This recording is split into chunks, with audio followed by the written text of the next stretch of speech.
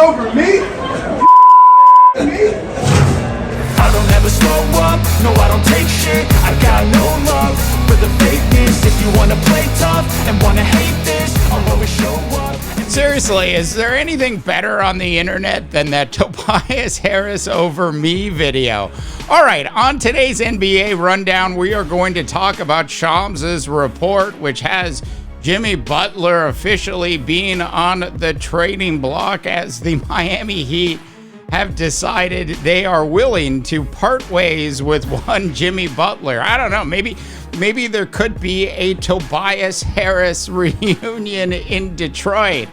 I'm sure that's not where Jimmy Butler actually wants to go. I mean, we know that Butler actually wants to go to a contender. We will talk about the Warriors, the Mavs, and the Rockets, who have turned into the usual suspects in the Jimmy Butler wants to be traded there story. But we will also take a look, at least a fairly close look, at a couple other teams in the association that might have more of a realistic chance of actually grabbing Jimmy Butler. I've got that plus a whole lot more coming up on today's NBA Rundown. All right, new to the channel, please go ahead and subscribe. And of course, like this video. Hey, we're also on Apple if you want to hear us in the audio version. We're also on Spotify, and on Spotify, we have the audio version as well as the video version, I guess, if you're looking for some other place to watch this on video. But we begin tonight, well, not with the three potential deals. We're going to get into those as well as a couple other deals. I think actually some better landing spots for Jimmy Butler in just a second. But I wanted to talk about how much money Jimmy Butler's actually made. Look, I'm showing you a video right now of Jimmy Butler in his very own home. He opened up a Big Face coffee shop in his very own home. Now, more on this in just a second, but throughout his career, Jimmy Butler has actually earned, at this point, north of $300 million. To say that Jimmy Butler has enough money to actually go out and secure some investors to help him out with opening up a new coffee shop called Big Face Coffee is a bit of an understatement. Now, they did actually open up a new shop, their very first shop, in the last week and a half or so. I'm running some video of that. I guess it's in the Fashion District, someplace in Miami. And the store looks absolutely beautiful. It sort of looks like if Apple decided it wanted to actually get into coffee, this is what their coffee shop would actually look like. It looks absolutely great. Now, I bring up the money and I bring up the coffee shop simply to say that two things. One, Jimmy Butler has already started to work on what he's going to do when he finishes skiing down the backside of Career Mountain. Secondly, to point out that he's made plenty of money. Look, it's not to say that he would walk away from a 3-year, $150 million contract.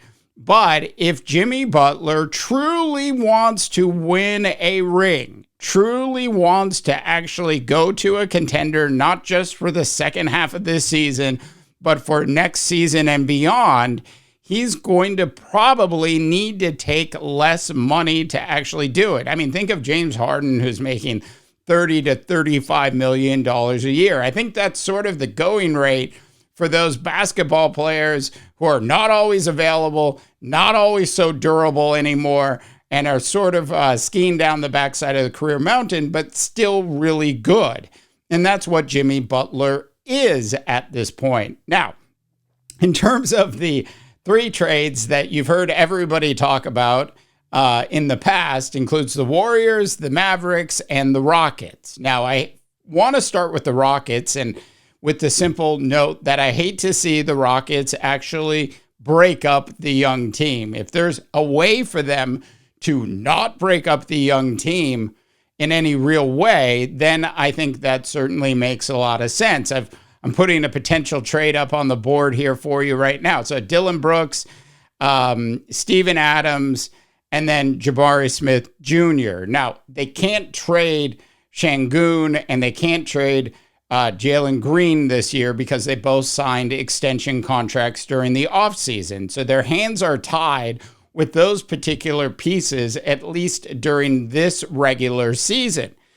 So I hate to see the Houston Rockets once again make this deal.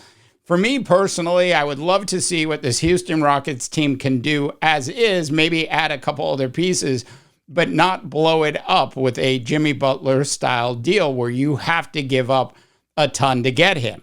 Then there's the Dallas Mavericks deal where you probably have to give up even more. Klay Thompson, Daniel Gafford. I mean, like, let me just stop there. If you're Dallas, you got all the way to the NBA Finals last year, and one of the key reasons you got there was PJ Washington and Daniel Gafford.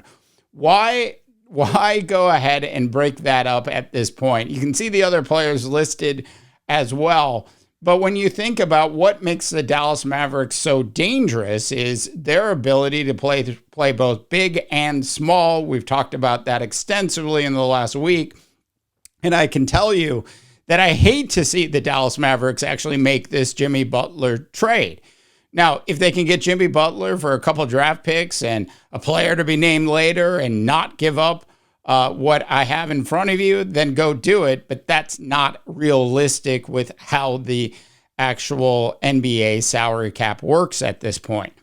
And then there's the Golden State Warriors. Now, if you're new to the show, I'm actually based up here in the Bay, and I can tell you that Andrew Wiggins looks like the Andrew Wiggins he was before he was dealing with the family illnesses that they had last season. Andrew's been playing really good, inspired basketball. I hate to see them actually move Wiggins out. Jonathan Kuminga has never really fit in with the way Steve Kerr likes to coach basketball. I'm not sure Kuminga necessarily has a long-term career with the Golden State Warriors. Now, I think Kuminga can flourish on another team and actually be a 20-25 night a guy player in the NBA. He has those kinds of skills. I think at this point, though, I'm not sure how he really fits in with the Warriors from a long-term perspective. And you can see a couple of the other names listed here as well. So of these three teams, it probably is the least upsetting for the Golden State Warriors to actually make a Jimmy Butler deal. So if I had to guess which of these three teams would Jimmy Butler actually end up with, it would probably be the Warriors, just simply because they do want to move off of Kuminga at some point.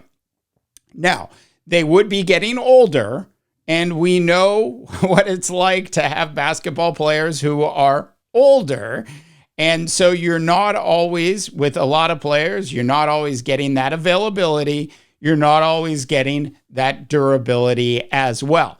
Now, super quick, a couple teams where I think Jimmy Butler could actually be traded to right now immediately and could actually help those teams have a dramatic impact on how their season goes down the rest of the year.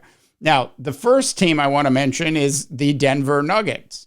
We know that the Denver Nuggets are a bit of a mess. They don't have a ton of draft picks left to play with. So the Denver Nuggets are an interesting team. The Los Angeles Lakers are always brought up when a big name free agent is, or big name player is up for a potential trade. Jimmy Butler in LA with LeBron James and AD and with whatever else they're able to hang on to would be very interesting. Now it's a question of how much would they have to give up to actually make that happen. So there's the Los Angeles Lakers. Indiana Pacers look like an interesting team, but then once again, I don't think you're going to win an NBA title with the Indiana Pacers. And then you have the Atlanta Hawks. And the Atlanta Hawks have been playing way better than a lot of people thought they were going to play. If you will, the Atlanta Hawks are the stepchild of the Orlando Magic this year. The Magic have been playing great, as we know. And, you know, even when they've had players out, the Magic have been playing great. So the Atlanta Hawks have been playing pretty good basketball considering the makeup of that roster. Putting a Jimmy Butler in with that young nucleus and Trae Young certainly would make a lot of sense. Now, I'm not sure exactly what Atlanta would have to give up to make that happen. Assuming it's not too much, it might actually make some sense. Look, at the end of the day, I think Jimmy Butler is not going to end up with the Dallas Mavericks, is not going to be traded to the Houston Rockets, potentially could go to the Golden State Warriors. And then I think there's some other team out there because, look, ultimately, Pat Riley is going to want to get something, not nothing, for Jimmy Butler.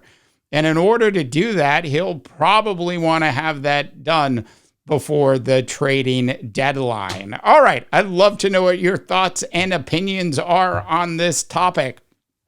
Once again, if you're new to the channel, please go ahead and subscribe. And of course, like this video, drop your comments in. Thanks so much for all of your support for the NBA Rundown. I am Dave DeBaugh, wishing you all a tremendous rest of your sports viewing day. I don't ever slow up, no I don't take shit.